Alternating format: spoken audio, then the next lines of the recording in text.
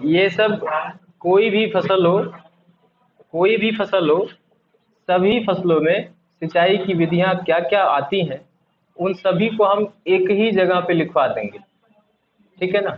जैसे फल वाली विधियां, सब्जियों में किस प्रकार से सिंचाई होगी, फिर ऐसे एग्रोनॉमी वाली फसलों में किस प्रकार से, किस विधि से सिंचाई करेंगे, सभी में जो भी होगा सब एक साथ पढ़ा देंगे। ठीक है। तो स्टार्ट करते हैं। Method of irrigation. Method of irrigation, पहले ये बताइए सिंचाई क्या होता है।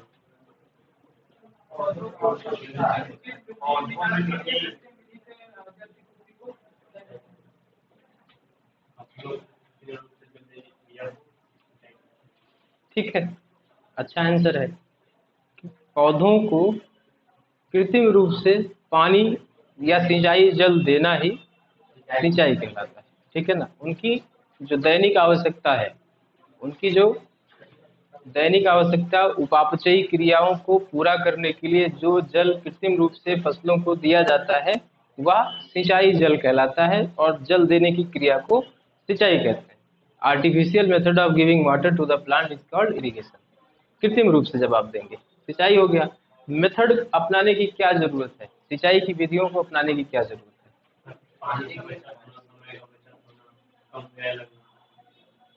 हम इसलिए विधियां अपनाते हैं कि सिंचाई जल की बचत होगी, समय की बचत होगी, उचित दर से पौधों को पानी मिलेगा, कहीं कम कहीं ज़्यादा नहीं होगा। कहीं कहीं जल भराव हो जाता है, कहीं कहीं पहुंचता ही नहीं है।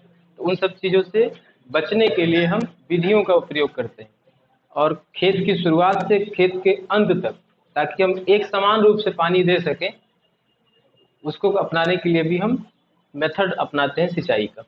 तो देखिए सिंचाई की विधियां सबसे प्रमुख रूप से 4 प्रकार की होती हैं अपने यहाँ जो अपनाई जाती हैं 4 प्रकार से। पहला क्या है, सतही विधि है। ठीक है, इसको सरफेस मेथड कहते हैं।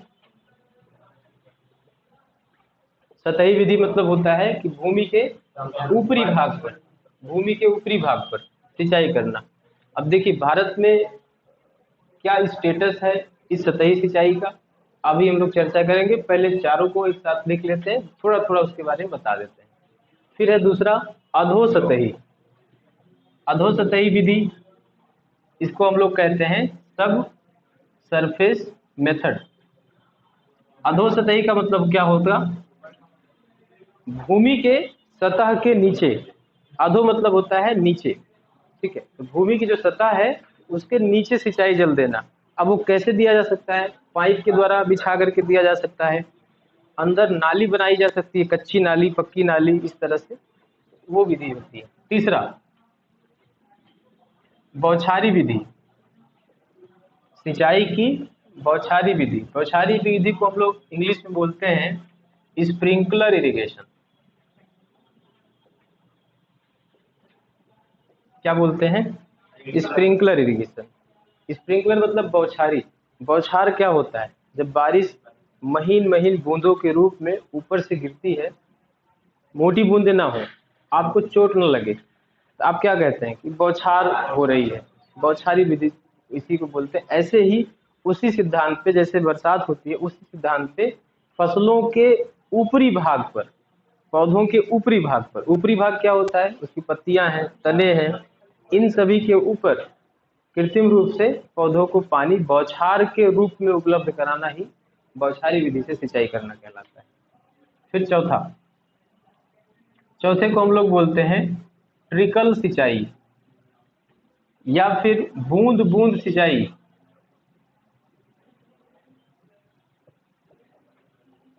या फिर टपक सिंचाई,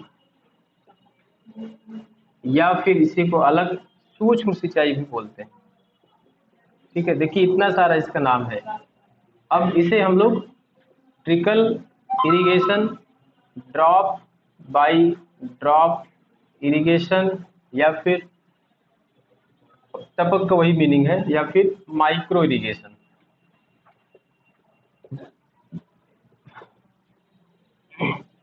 भी कहते हैं। इतने सारे इसके नाम हैं। ठीक, इतने सारे इसके नाम हैं, सतही, अधोसतही, बौछारी तथा ट्रिकल। अभी नाम लिख लीजिए, उसके बाद हम लोग थोड़ा थोड़ा करके एक एक को डिस्कस करेंगे। सतही विधि, इसको हम लोग फिगर देख करके समझा जाएगा। जैसे ये फसल है, यहाँ पे हमने फसल लगा दिया, ठीक है। अब मृदा की ऊपरी सतह पर सिंचाई कर देना ही क्या कहलाएगा? सतही विधि। अब सतही विधि लिख लीजिए, जल्दी लिखिए भाई, आप लोग लिखने में समय लगा। हो गया ना? जब हम समझा रहे थे तब आप लोग लिख ही रहे थे। लिखिए लिखिए फटाफट लिखिए। गलत लिख रहे हैं, मिला के लिखिए। ये देखिए एल आप नहीं लिखे थे।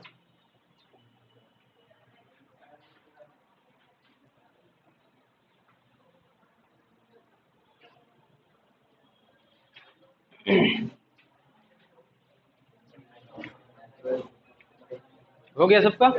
ध्यान से समझिएगा। ये सरफेस है, ये सतह हो गई, ठीक। ये पौधों की जड़ें हो जाएंगी नीचे, ठीक है। अब सतह के ऊपरी भाग पर सिंचाई करना ही सतही विधि कहलाती है। सतही विधि बस इतने में ही बात कंप्लीट हो जाती है। लेकिन सबसे इम्पोर्टेंट बातें क्या है इस सतही विधि की, उसके बारे में हम यहाँ एक बाई एक करके बताएंगे। यह सिंचाई की सबसे प्राचीनतम विधि हो गई, ठीक। सबसे प्राचीनतम विधि हो गई, सबसे पुरानी जिसको कहते हैं। अभी तक तो सिंचाई होती थी इसी विधि से। सबसे सरल है सिंचाई में, इसमें कोई कठिनाई आती है? कोई नहीं। एक जगह जैसे हम लोग एक दरवाजे से एंट्री करते हैं, ऐसे ही एक धार बोलते हैं, क्या बोलते हैं? नाली। एक जगह नाली में बस कटा दीजिए, पानी पूरे खेत में पहुंच जाए। वैसे ही सरल विधि है। इसमें लेबर जो काम करेगा, या जो चाहे घर का आदमी हो चाहे बाहर का, उसे बहुत ज्यादा ट्रेंड होने की जरूरत नहीं है कि भैया बहुत अवेयर हो, नॉलेजफुल हो सिंचाई करने का, उसका पास सर्टिफिकेट हो कि हम सिंचाई कर लेते हैं, ऐसा इसके पास कुछ कोई जरूरत नहीं होती है, ठीक है। मतलब कोई भी आदमी इस विधि से सिंचाई कर सकता है। सबसे सरल है और सबसे सस्ती विधि है। सस्ती विधि है कि नहीं है? इसमें कौन सा आपको खर्चा लगता है? कोई खर्चा वर्चा नहीं लगता, कहीं पाइप नहीं बिछाना है, कहीं कुछ नहीं करना है, बस सबसे सस्ती। हाँ, अगर खेत आपको दूर है तब ले जाने में थोड़ा सा पाइप लगाना पड़ता है, अदरवाइज आप नाली बना करके ही सिंचाई कर लेते हैं, ठीक है। एक ये बात हो गई, ठीक है। दूसरी बात, अच्छा प्राचीनतम मतलब हो गया सबसे पुरानी विधि, ठीक। दूसरी बात, इस विधि में सिंचाई जल की मात्रा बहुत अधिक लगती है। जल की मात्रा कितनी होती है?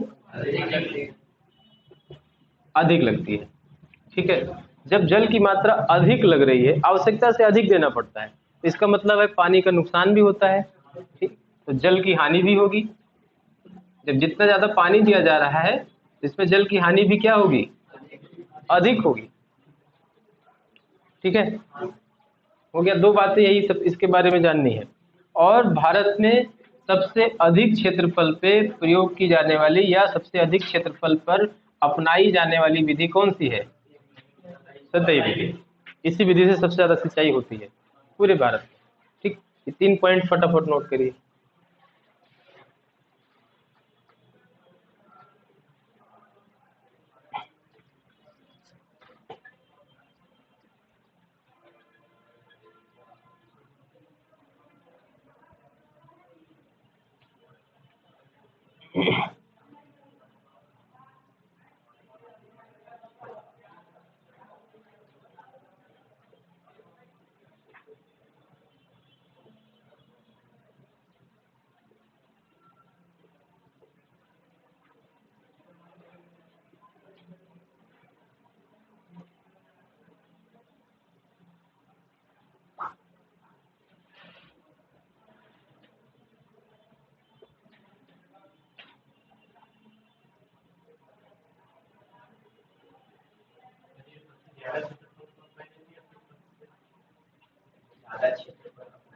सबसे अधिक क्षेत्रफल पे, ज्यादा मतलब मात्रा के हिसाब से बोला जाता है, ज्यादा अधिक बोला जाता है क्षेत्रफल।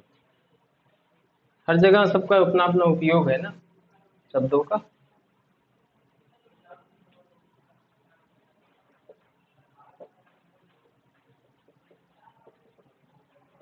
अब आप लोगों की क्लास भर गई है ना बैठने में, अब अच्छा लगता है पढ़ने पढ़ाने में। खाली खाली रखता है तो मजा नहीं आता। रोज आया करिएगा, गायब मत हो जाना। एक दिन गायब होते हैं ना तो आप मान के चलिए बीएचयू में आने वाले एक क्वेश्चन का आपका लॉस होता है, कम से कम एक का, इससे कम नहीं। अब पता नहीं इसमें से कौन सा क्वेश्चन उठा के पूछ ले, ठीक है ना। जैसे ये सबसे इम्पोर्टेंट है, जल की हानि किसमें सबसे अधिक होती है, ये इम्पोर्टेंट है। अधिक मात्रा में जल किसमें लगता है, सिंचाई की सबसे पुरानी विधि कौन सी है, ये है, ठीक है। तो इस तरह से सवाल बन सकते हैं। अधिकतर लोग जानते भी हैं लेकिन फिर भी जब सुने रहते हैं ना तो कंफर्म हो जाता है, तब ज्यादा कॉन्फिडेंस आता है। तो देखिए ये सिंचाई विधि की जो सतही विधि है, इसके भी कई सारे रूप हैं, कई सारे प्रकार हैं। इसमें पहला है फ्लड मेथड, फिर furrow method, ring method. Flood मतलब बस खेत खोल दीजिए, खेत में पानी खोल दीजिए, पानी आए एक समान रूप से भर जाए, उसे बाढ़ विधि कहते हैं, ठीक है ना। हाँ, और पूर्ण विधि ये कहता है, इसको लिख ले तब बताएं, ठीक है। आप लोग भी अभी मत लिखिएगा, इसमें थोड़ा थोड़ा, क्योंकि सब में उदाहरण लिखना पड़ेगा ना। आप लोगों को उसका मेथड नहीं लिखना है, उदाहरण लिखना है, इस विधि किसमें अपनाई जाती है, ठीक है। हाँ, अब देखिए इसके बाद धीरे धीरे याद आता रहेगा, बताते रहेंगे। पहला है बाढ़ विधि। बाढ़ विधि से आप जानते होंगे धान के खेत में सिंचाई होती है, सबसे पहला उदाहरण यही हो जाएगा। किस खेत में, धान में, जूट में होता है, ठीक है। धान, जूट, ये दो ऐसी फसलें हैं जिसमें बाढ़ विधि से सिंचाई होती है। बाढ़ विधि का मतलब एक समान रूप से मेड़ पूरे खेत में पानी जाएगा, कोई बीच में बंधन नहीं होगा, कोई बंधा नहीं बनेगा, एक समान रूप से सिंचाई होगी। दूसरा क्या है, पूर्ण विधि या फरो। अब ये मत याद करिए कि किस फसल में हम लोग सिर्फ पूर्ण विधि से सिंचाई करेंगे। आप ये भी वहीं पे याद रखिए कि हम कौन कौन सी फसलों को मेड़ी पे बोते हैं। आप जिस फसल को मेड़ी पे बोएंगे, सिंचाई तो आपको यहाँ करनी ही पड़ेगी, हाँ, करनी पड़ेगी ना। तो आप जिस फसल को मेड़ी पे बुआई करेंगे उसकी सिंचाई कहाँ करेंगे, नाली में करेंगे, कुंड में करेंगे, जाहिर सी बात है। अब आलू को आपने मेड़ी पर बोया तो सिंचाई मेड़ी पे तो हो नहीं सकती, नीचे ही होगी, ठीक। तो ये याद रखिए, इसमें दोनों चीजें आपको याद हो जाएंगी। क्या क्या याद हो जाएगा, मेड़ी पे बुआई किसकी किसकी होती है और कुंड में सिंचाई किसकी किसकी होती है। इसमें देखिए आलू हो गया, मूंगफली हो गया, गन्ना हो गया, मक्का है, ठीक है, मक्का है, मूली है, गाजर है, ठीक है ना। इन सभी फसलों को हम लोग कहाँ उगाते हैं, इसमें। हाँ, जो भी मेड़ वाली फसलें हैं उन सभी में सिंचाई की विधि भी आप नाली कर दीजिए। मक्का भी मेड़ पे उगाया जाता है क्योंकि पानी लग जाने का उसमें चांस ज्यादा होता है। पानी जैसे उसमें ज्यादा होता है ना, तुरंत मक्का सूखने लगता है। लिखो लिखो लिखो, लिखते जाइए, उदाहरण है ये, यहाँ पे उदाहरण लिख लेना किस विधि में सिंचाई करते हैं, ये उदाहरण है।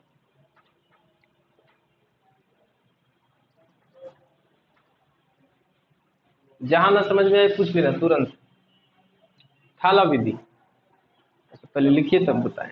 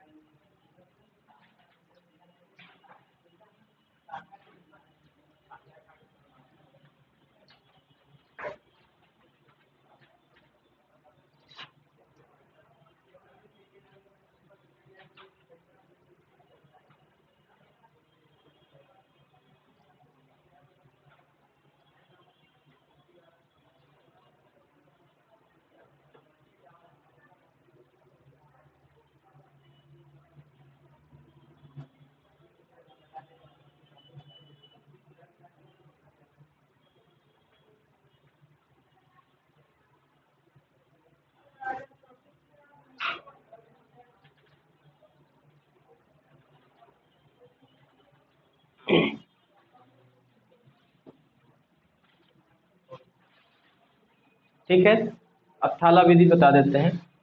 थाला विधि क्या होती है, थाला विधि में हम करते क्या है, जैसे कोई पौधा हम लगाए हैं, जिसके बाद चारों ओर क्या करते हैं, थाला बनाते हैं।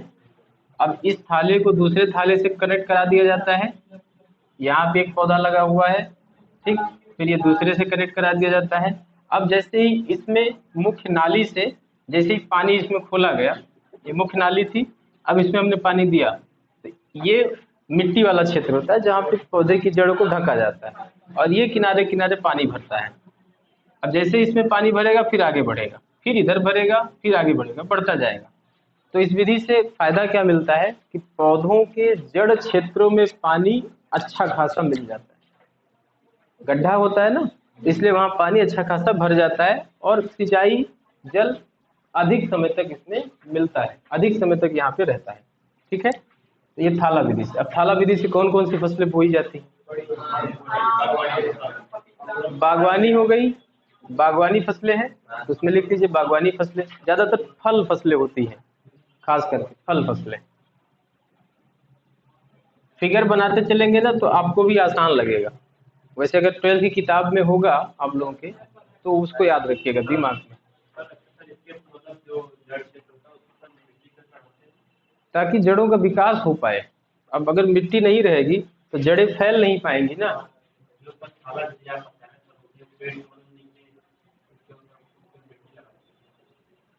मिट्टी भाई कह तो रहे हैं जड़ों के विकास के लिए, ताकि जड़ें फैले। अब मिट्टी यहाँ नहीं देंगे तो जड़ें ऐसे पतली पतली रह जाएंगी, तो पौधे का विकास नहीं होगा।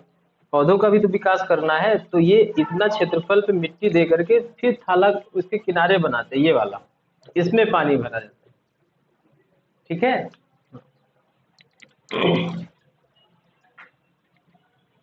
और क्या था? हाँ, किसमें अपनाते हैं? बागवानी फसलों में। बेसिन विधि देखिए, बेसिन के बाद इसी में अभी आएगा एक स्ट्रिप मेथड, पट्टीदार सिंचाई।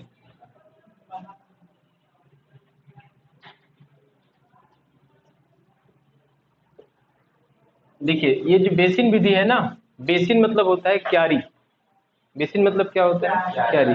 और ये जो पट्टीदार होती है, पट्टीदार में दोनों का फिगर हम बना दे रहे हैं। जैसे गेहूं है, गेहूं देखे होंगे आप लोग, एक ये पहले मुख्य नाली बना देते हैं उसी खेत में ही, कुछ अलग नहीं, खेत में ही, फिर इसमें ऐसे क्यारियां बना देते हैं। यहाँ से मुख्य खेत में यहाँ से पानी आया, अब इसको कटाएंगे, पानी इसमें भरेगा, जब ये फुल हो जाएगा तो इसमें कटा देंगे, इसमें चला जाता है।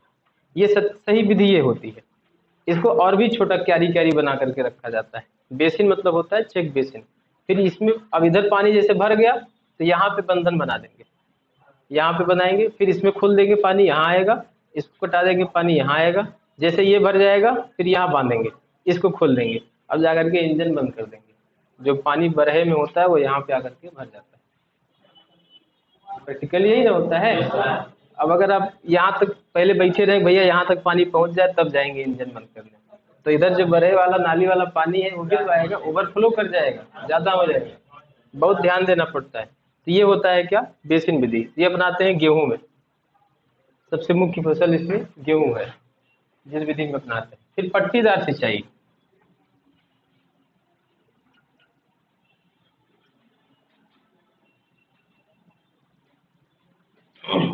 पट्टीदार सिंचाई में कुछ इस प्रकार फिगर रहेगा, पानी यहाँ से आएगा और बिना किसी बंधन के ये सीधे पूरे खेत में पतली पतली नालियां बनाएंगे। गेहूं में ये भी अपनाया जा सकता है।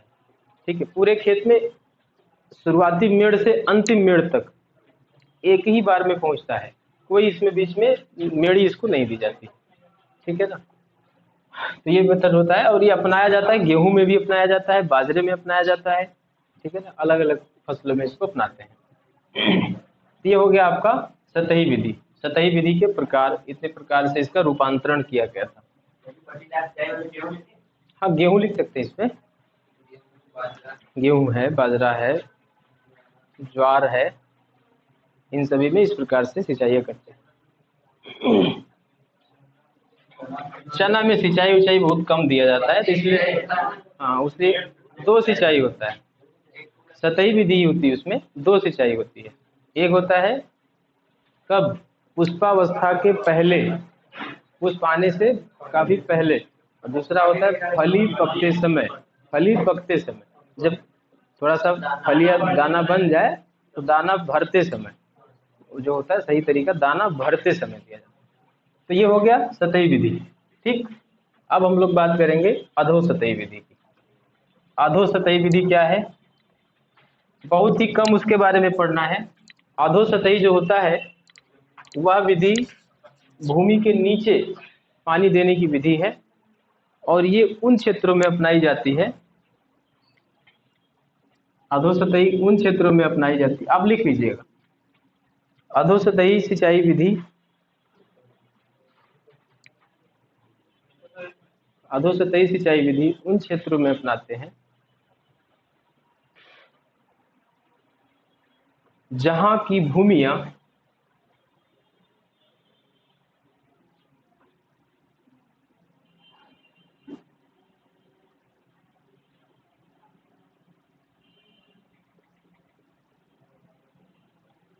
कंकरीली पथरीली होती हैं, वहां लिखे हैं देख लेना, कंकरीली पथरीली होती हैं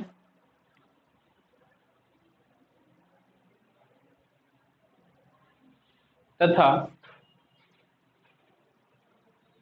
उन भूमियों में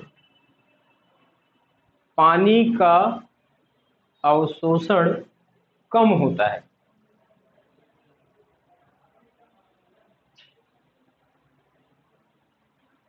पानी का अवशोषण कम होता है, तो मजबूरी है ना, जब पानी जमीन के ऊपर तो भरा हुआ है लेकिन जमीन के अंदर जा ही नहीं रहा है, तो जब अंदर नहीं जा रहा है तो हमें क्या करना पड़ेगा, तो वहां जुताई करने से भी कोई फायदा नहीं मिल पा रहा है, ठीक है।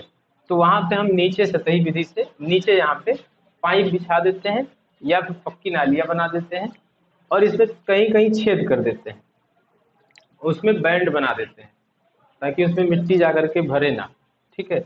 और यहाँ पे जैसे पौधे की जड़ें हैं, अब ये फैलती जाएंगी और नीचे से इसको पानी मिलता जाएगा। ये बहुत कम जगह अपनाया जाता है पूरे भारत में, लिख लेना, लिखिए, कुल सिंचाई विधि का, कुल सिंचाई विधि का लगभग 3%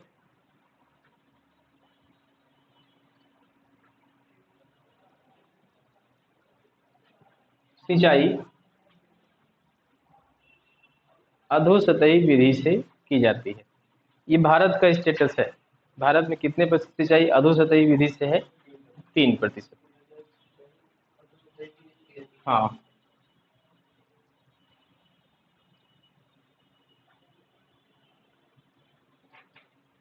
और ये अपनाया कहाँ जाएगा? जहाँ की भूमि बहुत कड़ी होती है, ककरीली पथरीली और मृदा में पानी सोख नहीं पाता है। तो ऐसा मध्य प्रदेश में कुछ क्षेत्रों में है, ऐसा जहाँ पहाड़ी क्षेत्र है वहाँ पे है, ठीक है। तो बस यहीं पे बात कंप्लीट है। 1.5 से 2 फीट गहरा, 1.5 से 2 फीट, क्योंकि जड़ों की गहराई कितनी जाती है अधिकतर?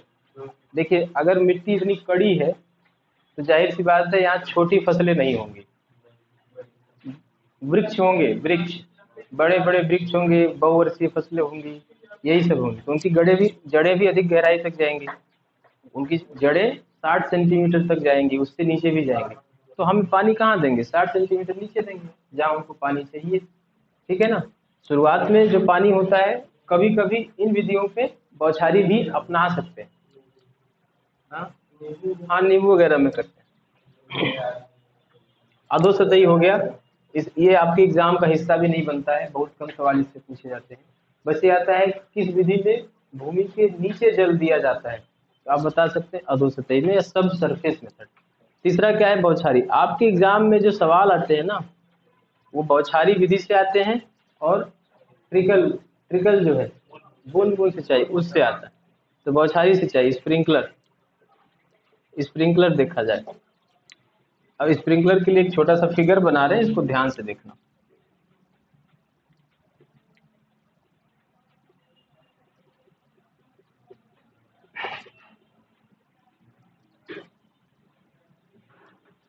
ये है फसलें,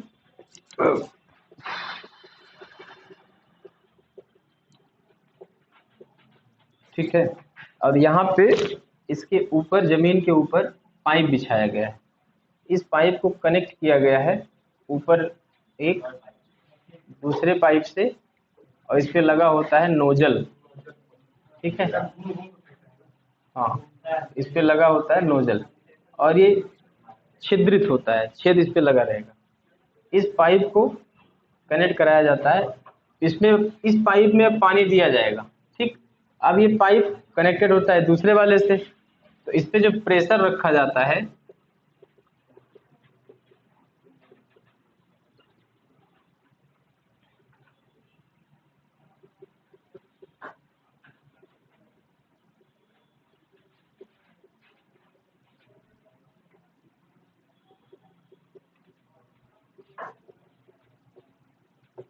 देखिए इसमें क्या रखा जाता है, प्रेशर कितना होता है, जो दबाव होता है 2.5 से 4.5 केजी प्रति सेंटीमीटर क्षेत्रफल पर इतना दबाव लगाया जाता है। मान लो 1 सेंटीमीटर इतना है, स्क्वायर सेंटीमीटर इतना होता है, वर्ग सेंटीमीटर स्केल में नापोगे तो इतना आएगा।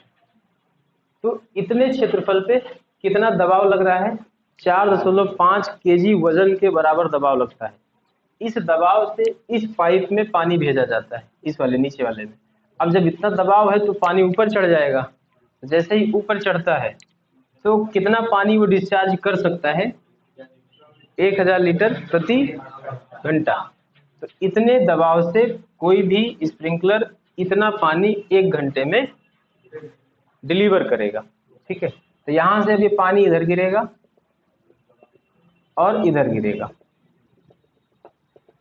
ठीक, जो क्षेत्रफल इधर बचा ये वाला इधर से कवर हो जाएगा और कुछ ये वाला इधर से कवर हो जाएगा। अब जैसे ये पत्ती पर गिरा तो पत्तियों में पाए जाते हैं छोटे छोटे छिद्र, देखे होंगे, उसे क्या बोलते हैं, स्टोमेटा ना, उसे बोलते हैं पर्णरंध्र, पर्णरंध्र स्टोमेटा।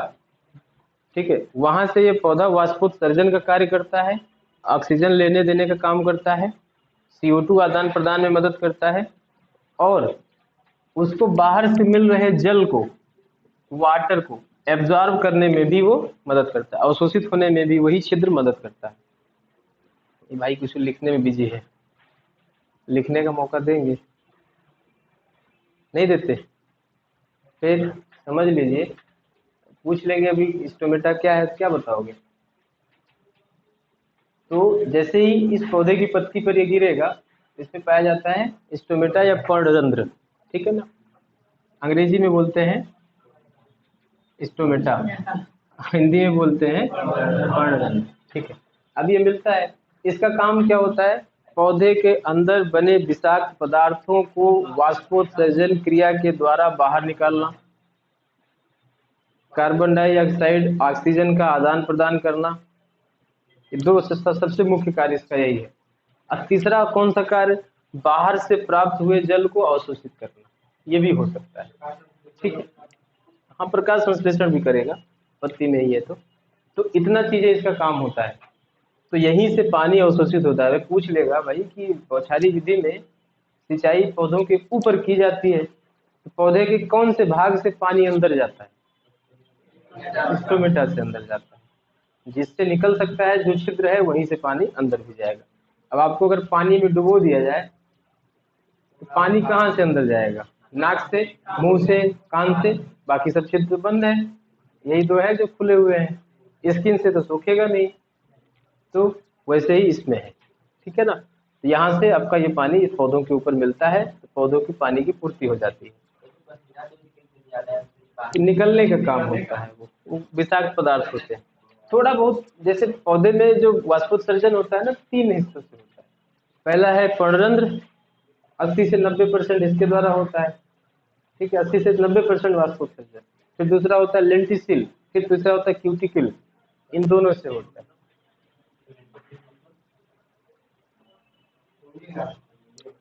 हिंदी हिंदी मत सीखिए, लेंटिसिल बोलना आसान है। पौधे की स्किन पे जो पाया जाता है, पौधे की जो सतह होती है ना, छाल, उसके स्किन पे वो लेंटिसिल पाया जाता है, क्यूटिकल पाया जाता है। जब पौधे का नया नया तना होता है उस पे लेंटिसिल मिलते हैं, और जो पुरानी छाल होती है उसे भी क्यूटिकल मिलता है। वहां से भी थोड़ा थोड़ा होता है वाष्पोत्सर्जन, तो वहां से भी पानी एंट्री करेगा, लेकिन कम मात्रा में। सबसे ज्यादा कहाँ से करेगा, यहाँ से करेगा। वैसे ही हमारे शरीर सबसे ज्यादा यहाँ से करेगा, यहाँ से कम। जैसे हम लोग कपड़ा धुलते हैं, जब कचारते हैं, तो जो निरमा होता है वो बेसिक नेचर का होता है, क्षारीय प्रभाव देता है। तो हमारे शरीर से जो पानी होता है वो निकल जाता है, इसीलिए पानी में ज़्यादा देर रहने के बाद हमारा हाथ सिकुड़ जाता है, सिकुड़ता है ना। तो वो होता है इसलिए क्योंकि हमारे हाथ का पानी भी कम हो जाता है, यहाँ से बाहर आ जाता है, क्षारीय माध्यम होता है, इसी वजह से आ जाता है। तो अगर पानी बाहर नहीं आता तो मतलब उसका पीएच मान ठीक है, 7.4 के आसपास हमारा शरीर का पीएच होता है। क्या होता है हमारे रक्त का पीएच? 7.4। लेकिन निरमा का और ज्यादा होता है, इसलिए पानी बाहर निकाल देता है। ठीक है, उसे बोलते हैं एक्जो ऑस्मोसिस। एक्जो मतलब बाह्य, बाह्य परासरण उसको बोलते हैं। एक अंतः परासरण होता है, एक बाह्य परासरण होता है। चलो मेन पॉइंट पे आते हैं। तो ये जो बौछारी सिंचाई विधि होती है, ये किन क्षेत्रों में अपनाई जाती है? ये अपनाई जाती है ऊंची नीची भूमियों में। पहला पॉइंट ये हो गया, ऊंची नीची भूमियों में अपनाई जाती है। दूसरा पॉइंट है बलुई मृदा में अपनाई जाती है। तीसरा पॉइंट है क्षारीय मृदा में अपनाई जाती है। और चौथा पॉइंट इसमें यह है कि जहाँ पे सिंचाई का जल दूषित प्रदूषित है, वहां पे सिंचाई शुद्ध रूप से देने के लिए हम बौछारी विधि का प्रयोग करते हैं। नीचे का पानी अगर दूषित है, क्षारीय पानी है, तो पौधे पे दे देंगे तो पौधा नष्ट हो जाएगा। इसलिए दूषित पानी से बचने के लिए भी हम किसका प्रयोग कर सकते हैं? इसका। अब अगर ये पहाड़ है, अब बताइए यहाँ पे आप कौन सी विधि सिंचाई की अपनाएंगे? बौछारी, क्योंकि ड्रिप यहाँ तक नहीं जा पाएगा। सतही विधि तो कभी पॉसिबल ही नहीं है, चढ़ पाए पानी यहाँ। ठीक, अधोसतही कभी नहीं हो सकता। तो एक ही यही सिस्टम बचता है। ये वैज्ञानिकों की बहुत अच्छी इजाद थी, बहुत बढ़िया खोज थी कि पहाड़ी क्षेत्र पे बौछारी सिंचाई को भी उपलब्ध करा पाए, तभी आज फल फूल बढ़िया ज्यादा मात्रा में मतलब हो पा रहे हैं। चाय के बागान हो गए, ग्रीन हाउस में, ग्रीन हाउस में भी इसका सबका उपयोग ज्यादा होता है। ठीक है, तो इस प्रकार की भूमियों में हम क्या करेंगे? इसका अपनाएंगे। ठीक, दूसरा, सबसे ज्यादा ये किस राज्य में अपनाई जाती है?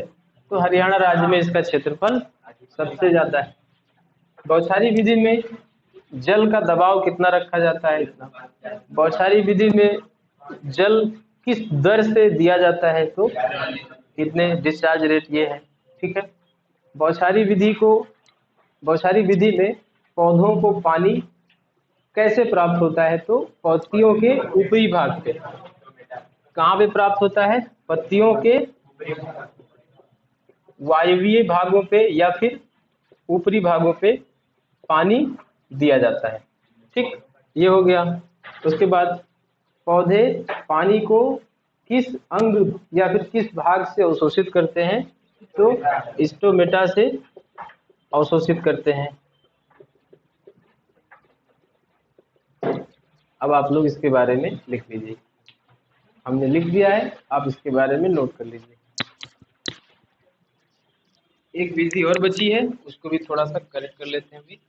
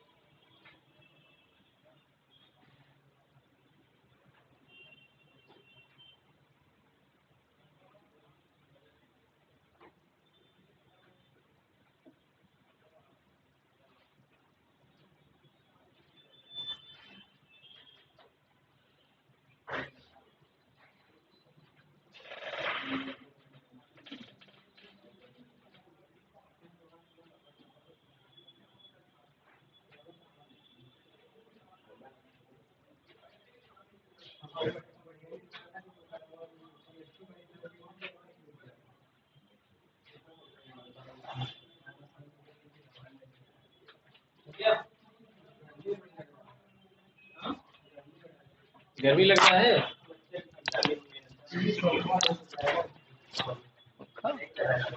क्यों नहीं चलेगा भाई?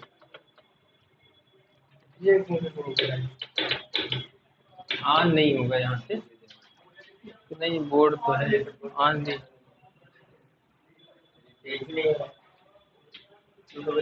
खिड़की खोलना होगा तो एग्जॉस्ट का काम करेगा। चलिए ठीक है, आते हैं इस पे।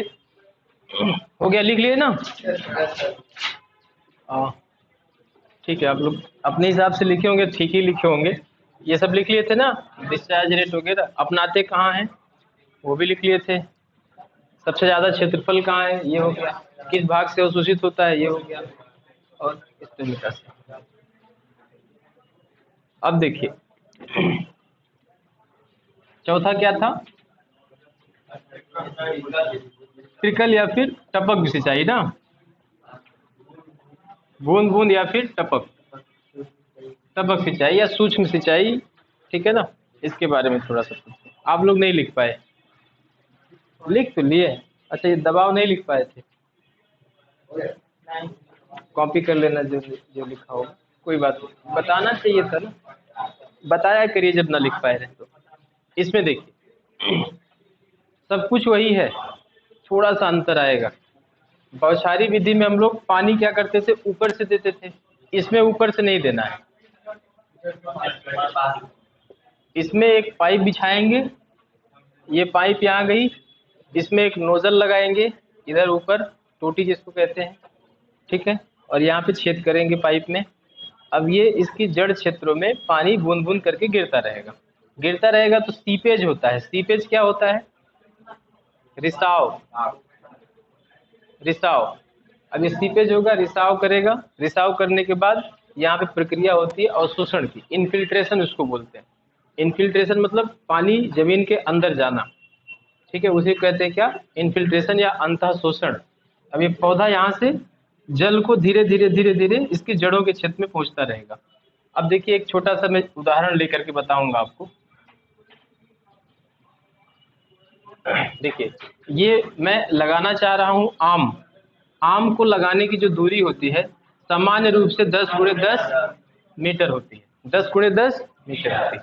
एक पेड़ यहाँ लगा, दूसरा यहाँ, तीसरा यहाँ, चौथा यहाँ। स्क्वायर विधि से लगेगा ना, वर्गाकार विधि से। तो मान लीजिए ये हमने थाला बना दिया इसका, मतलब मिट्टी उट्टी चढ़ा दी इस पे, तो आधा आधा मीटर जगह तो घेरता ही है। तो आधा मीटर ये जगह गया, आधा मीटर ये जगह गया, तो अभी ये कितना बचेगा? 10 मीटर कुल था, आधा मीटर इधर कम हो गया, आधा मीटर इधर कम हो गया, कितना बचेगा? 9 मीटर। ठीक है, इधर भी ऐसे ही होगा, इधर भी ऐसे ही होगा, सब जगह अब 9 बचेगा, यही बचेगा ना। हमें सिंचाई करनी है कैसे? उसकी जड़ों पे। तो जड़ों पे सिंचाई करनी है तो जड़ क्षेत्र ये है। तो अब इसमें आप बताइए सिंचाई जल की बचत कितनी होगी? बहुत आसान है बताना। यहाँ हम तो पानी दे नहीं रहे हैं, पानी सिर्फ यहाँ दे रहे हैं, तो कितना % बचत हुआ? 90%।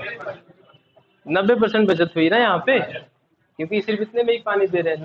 9 भाग तो दे ही नहीं रहे हैं, ठीक, ये हो गया, एक भाग पे दे रहे हैं, तो 90% बचत हुई। अगर ऐसे ही किसी फसल में हम 1 मीटर की जगह यहाँ कवर हो गई, 1 मीटर यहाँ, तो अब ये 80% हो जाएगा, ठीक, बदलता रहेगा। तो ऐसे ही पूछा जाता है आपके एग्जाम में कि बूंद बूंद सिंचाई विधि से कितने % सिंचाई जल की बचत होती है? तो आप बताते हैं कुल कितने %?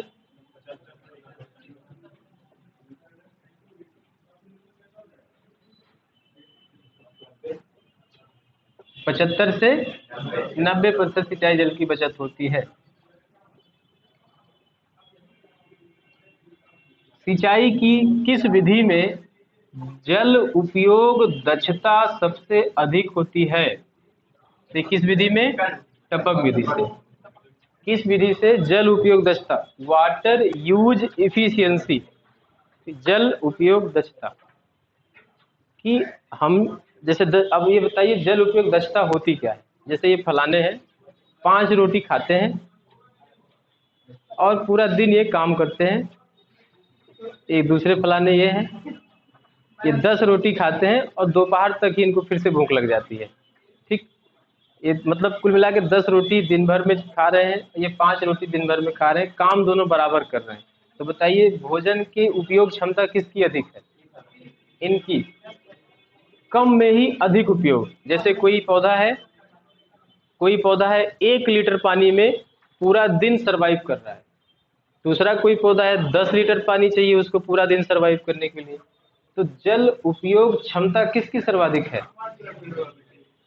इसकी। ये एक में ही सारी मेटाबॉलिज्म, सारी उपापचयी क्रियाएं अपनी पूरी कर ले रहा है। इनको बेचारे को चाहिए कितना? 10।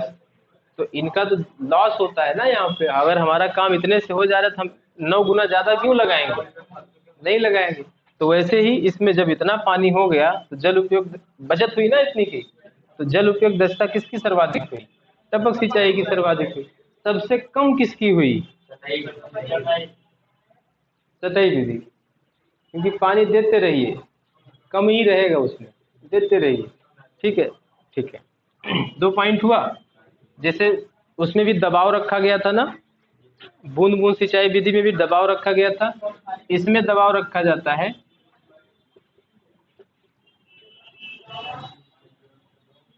1.5 से 2.5 kg पर स्क्वायर सेंटीमीटर। और इसमें जो वाटर डिस्चार्ज रेट होता है वो कितना होता है? इसमें होता है 1 से लेकर के 5 लीटर पानी प्रति घंटा। इतना पानी 1 घंटे में डिस्चार्ज होगा। कम से कम 1, अधिकतम 5, इससे ज्यादा नहीं। ये पौधों की रिक्वायरमेंट के ऊपर डिपेंड करेगा। छोटा पौधा होगा तो कम, आम का पौधा होगा तो ज्यादा। ऐसे ही तुम डिसाइड करेंगे। ठीक है, तो ये चीज हो गया ना। तो ये क्या है? दबाव, कितने दबाव पे इसे पानी रखा जाता है, छोड़ा जाता है, और उस दबाव पे पानी कितना देर गति से जाता है, या कितना पानी डिस्चार्ज करते हैं। ये हो गया। ठीक। सबसे ज्यादा इसे अपनाया कहाँ जाता है? सबसे ज्यादा क्षेत्रफल कहाँ है? महाराष्ट्र। ड्रिप सिंचाई की खोज कहाँ हुई थी? इजराइल में हुई थी। इजराइल में एक वैज्ञानिक है सैमचा ब्लास। अरे कल ही तो लिखवाए थे ना। सैमचा ब्लास ने 1964 में इसको खोजा था, इजराइल में। ठीक है, लिख लीजिए इसके बारे में। हम बोल दे रहे हैं इसके बारे में, उस हिसाब से लिखिएगा। लिखिए, टपक सिंचाई की खोज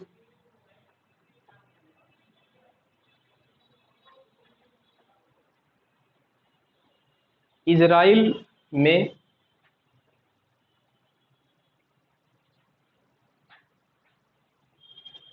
वैज्ञानिक सैमचा ब्लास द्वारा 1964 में की गई थी। सैमचा ब्लास द्वारा 1964 में किया गया था।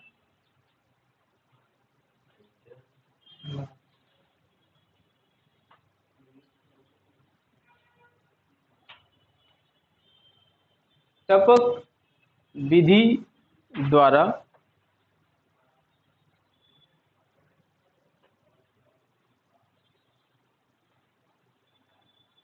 अधिक कीमत वाली फसलों,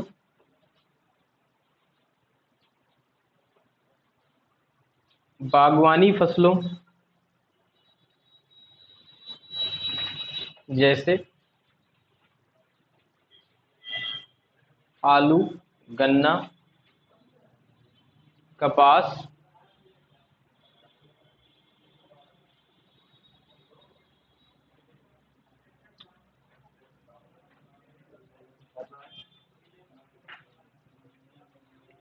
तथा ग्रीन हाउस फसलें, कॉमा,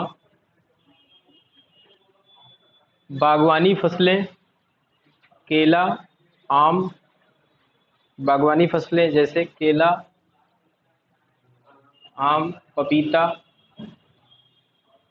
इत्यादि में अपनाई जाती है।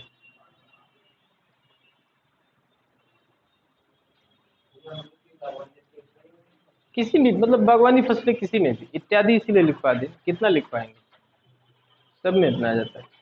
ठीक, ये दो बात क्लियर हुई। अब आगे चलिए, फिर लिखिए, इस विधि में सिंचाई जल को, इस विधि में सिंचाई जल को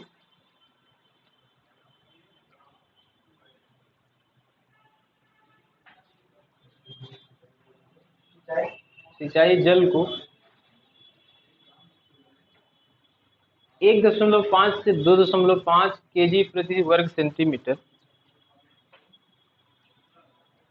केजी प्रति वर्ग सेंटीमीटर दाब पर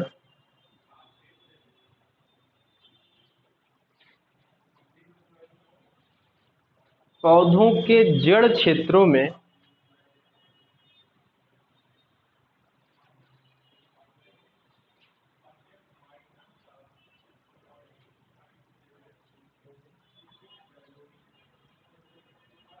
1 से 5 लीटर प्रति घंटे, 1 से 5 लीटर प्रति घंटे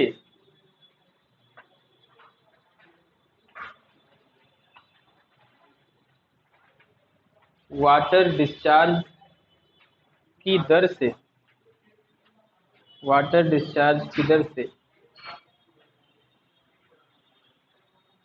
बूंद बूंद के रूप में दिया जाता है,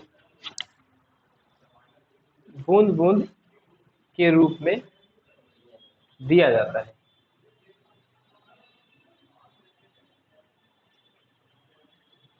इस विधि से या इस विधि द्वारा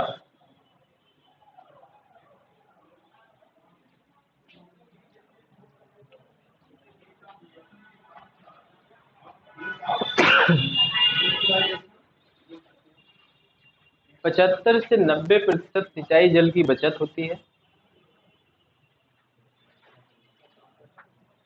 75 से 90% सिंचाई जल की बचत होती है।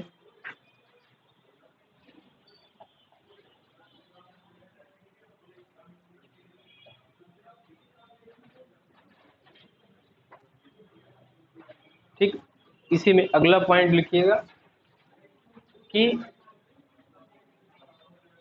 टपक सिंचाई की जल उपयोग क्षमता सर्वाधिक होती है।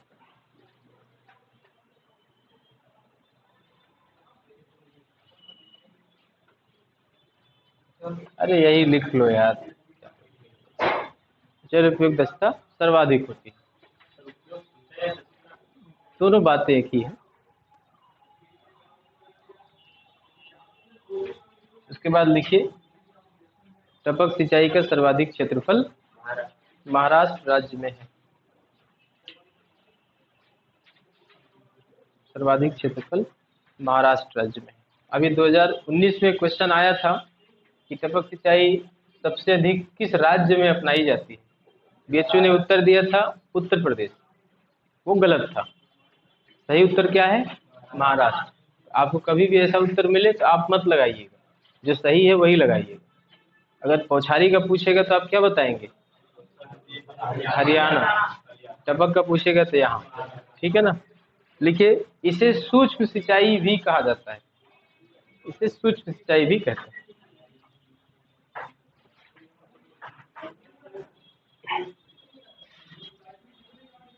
फिर अगला पॉइंट, टपक सिंचाई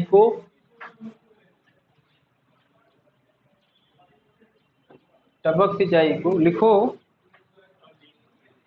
है क्या? 25% पहले लिखो। टपक सिंचाई को शुष्क क्षेत्रों, शुष्क क्षेत्रों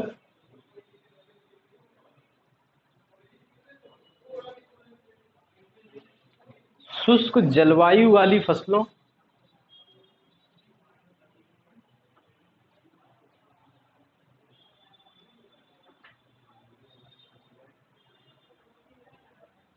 बलुई मृदा, बलुई मृदा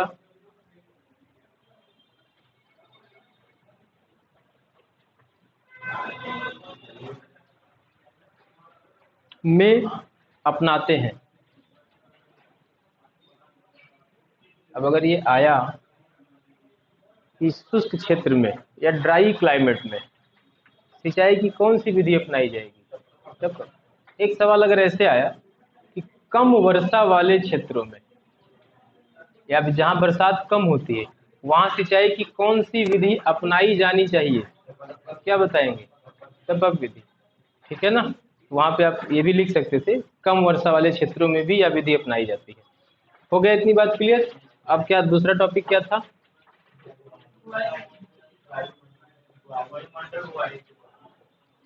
बुआई की विधियां। बुआई की विधियां मतलब मेथड ऑफ सोइंग।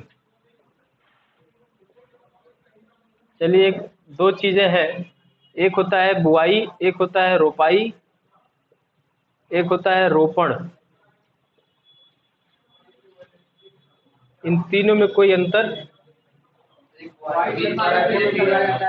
एक एक लोग। रोपाई जो होता है वो सर जैसे कि धान का रोपाई होता है और बुआई से गेहूँ वगैरह हो जाता है। गेहूँ का बुआई होता है, पौधों का रोपाई होता है, जैसे कि बड़े पौधे को पानी का रोपाई होता है, रोपण होता है रोपण, और गेहूँ का बुआई, धान का रोपाई होता है।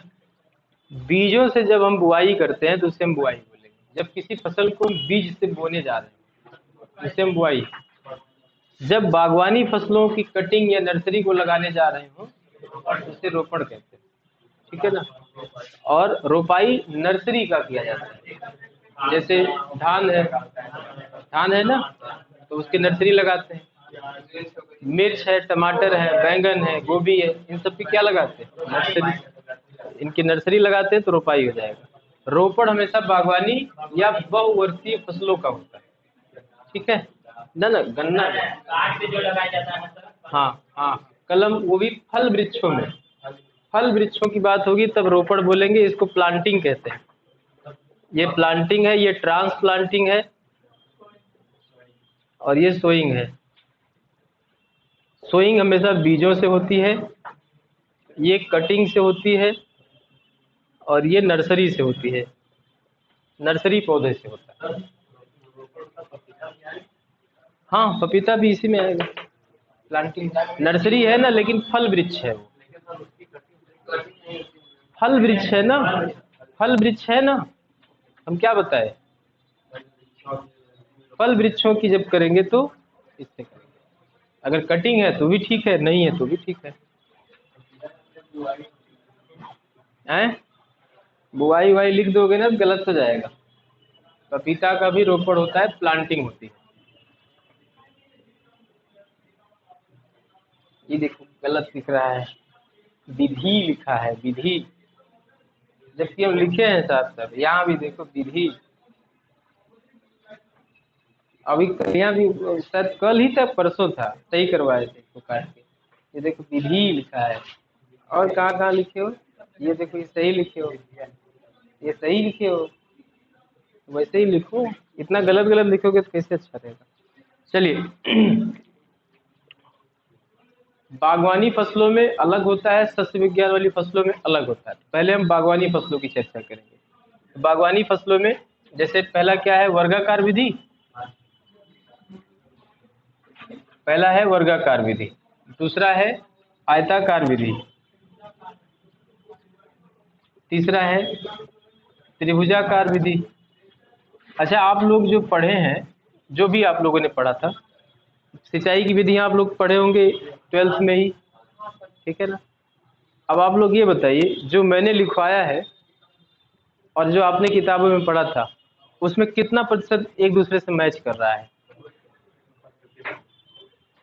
कितना परसेंट? 50%।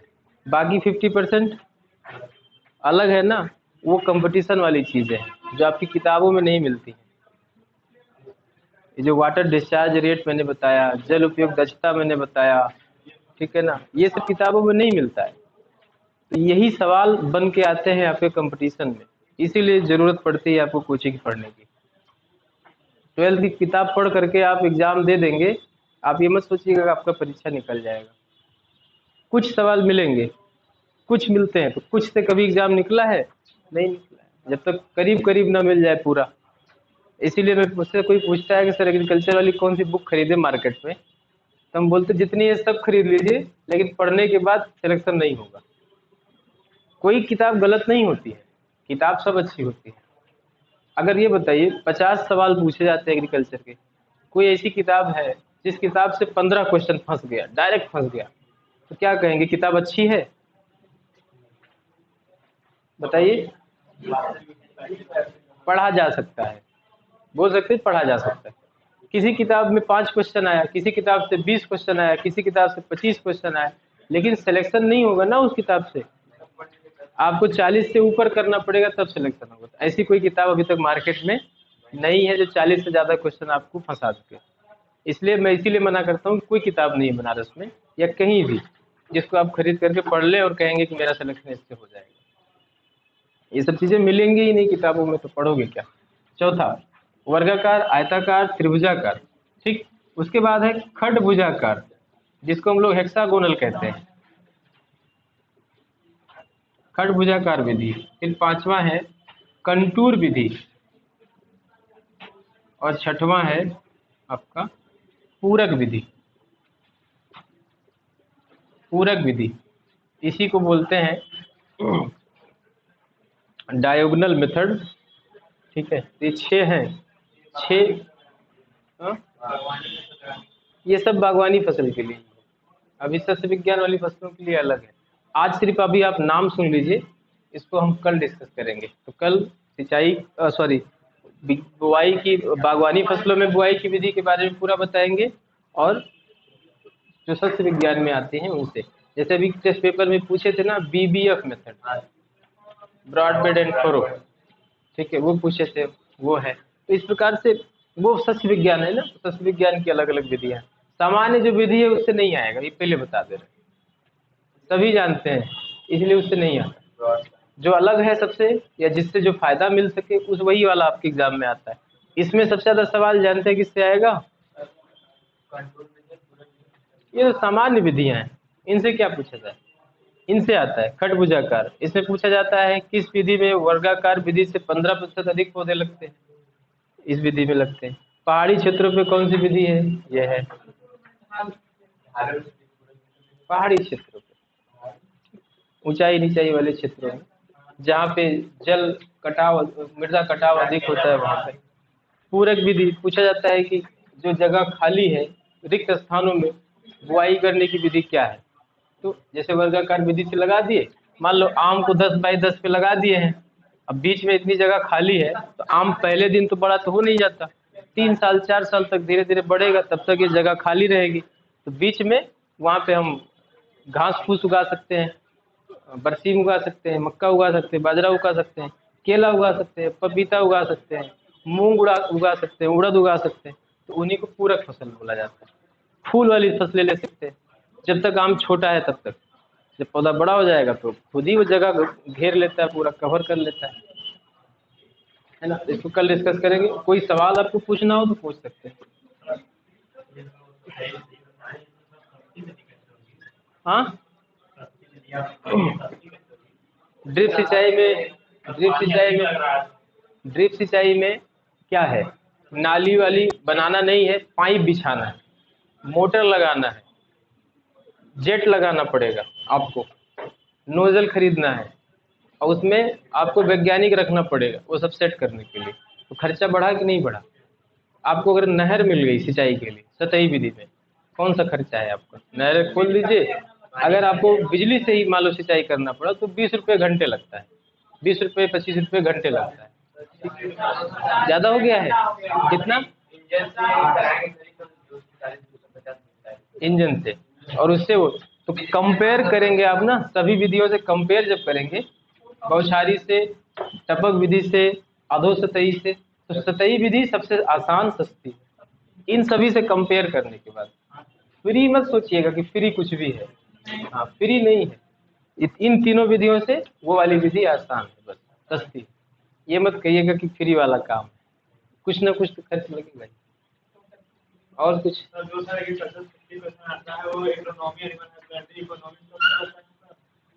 ऐसे भी विषय हैं जो अभी आप पढ़े ही नहीं, उनसे भी आता है। कीट विज्ञान जो आप जंतु विज्ञान में पढ़ेंगे थोड़ा सा उसमें से भी आता है। सस्य विज्ञान जो है वो तो आएगा ही, आता है एक अर्थशास्त्र में एक प्रसार विज्ञान, कृषि प्रसार है, वो पूछा जाता है, वहां से आता है। ठीक है, निमेटोलॉजी है, निमेटोड से वो आता है, पादप रोग विज्ञान से आता है, जो आप लोगों को नहीं पढ़ाया जाता। अर्थशास्त्र जो है वो अलग है। उसके बाद एक विषय है सांख्यिकी, जो कृषि सांख्यिकी है, जो आपका मुख्य विषय है। उससे जो सवाल आ गया का तो ठीक है, नहीं तो आपकी किताब से बाहर जो सांख्यिकी है उससे पूछा जाता है। ऐसे बहुत सारी चीजें हैं जो आपके सिलेबस में नहीं है लेकिन उससे आता है।